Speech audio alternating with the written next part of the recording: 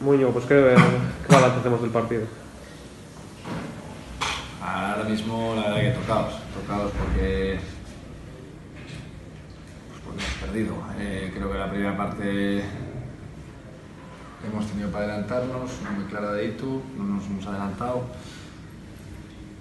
Y ellos en un córner que si despejamos o no despejamos, pues han metido el 0-1. Luego la segunda parte está claro que ellos al final juegan con esa ventaja en el marcador que a la contra pues está claro que nosotros sin hacer grandes cosas, porque la verdad que no hemos tenido ocasiones grandes en la segunda parte, pues un poco yendo un poco hacia adelante, pues ellos han tenido sobre todo los últimos minutos, pero bueno, la verdad que ellos en ese aspecto están muy bien, pero para nada nos imaginábamos esto y es lo que ha pasado. O sea, no queda otra más que apretar más, ser más conscientes de la situación pues en el campo. Yo veo a los chavales y entiendo que lo dan todo, pero creo que no lo estamos dando bien o de la mejor manera.